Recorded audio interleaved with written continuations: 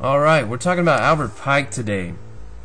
If you go to my blog, conspiracyfactdaily.blogspot.com, you can reference some of the articles or some of the writings that I'm talking about here out of Morals and Dogma.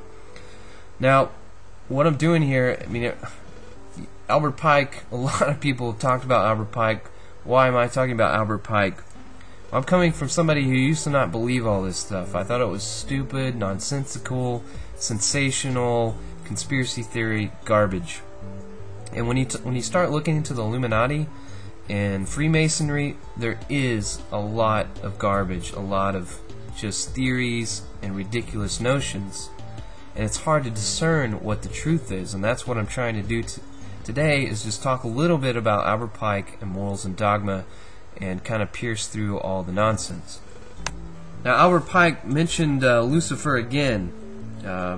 It's another infamous occurrence. In 1889, Albert Pike issued some instructions to some supreme councils of Freemasonry, and he's quoted to say, we worship a God, but it is the God that only adores without superstition. We say this, and you may repeat this to the higher levels. The Masonic religion should be, by all of its initiates at the high degrees, maintained in the purity of the Luciferian doctrine. Yes, Lucifer is God, and unfortunately Adonai is also God. Adonai is another name for the God that we talk about in most of the religions. Now, that's another one that supposedly is a hoax, according to, and it looks to be pretty sufficient documentation that a guy named Taxil made all that up. So there's really no proof that suggests that that actually happened and that was a true statement by Albert Pike. There's nothing else anywhere that he wrote, any occurrence that leads people to believe that he was openly just quote-unquote Luciferian. Just because it's considered a hoax doesn't mean, oh well, it must not be true. I mean, look at 9/11, that's considered a hoax.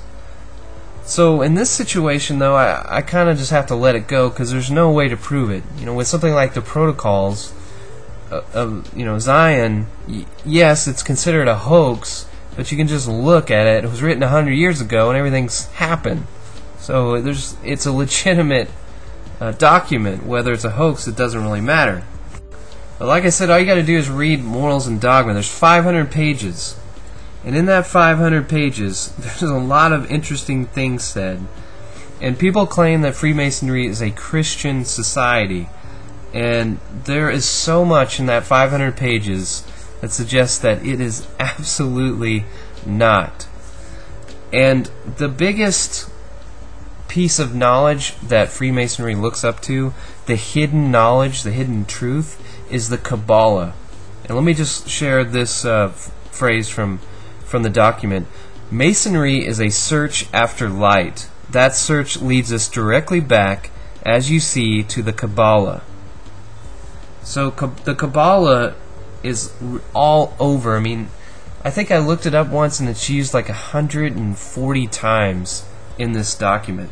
So the Kabbalah is revered as this hidden knowledge that is the base of Freemasonry and what makes the higher echelons illuminated. So there's another fact. Freemasonry is not a Christian organization. It is steeped in the mystery religions of Babylon, specifically the Kabbalah. The Kabbalah is revered in Freemasonry, and the Kabbalah is the hidden knowledge.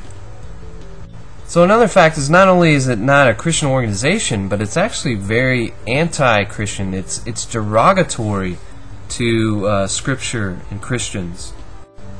Let's take a look at that. The doctrines of the Bible are often not clothed in the language of strict truth, but in that which was fittest to convey to a rude and ignorant people the practical essentials of the doctrine. So that ties right into the cultish idea that the people at the lower levels don't understand what is going on. They're stupid, they're ignorant, they're supposed to be ignorant. They're just supposed to serve the illuminated ones. Alright, here's another example. The Bible essentially is compared to a piece of furniture in a Mason lodge, because it's the sacred book of Christian religion. Now, the Hebrew Pentateuch and the Quran, they belong on the altar. And one of these, with the square and compass, properly understood, are the great lights by which a Mason must walk and work.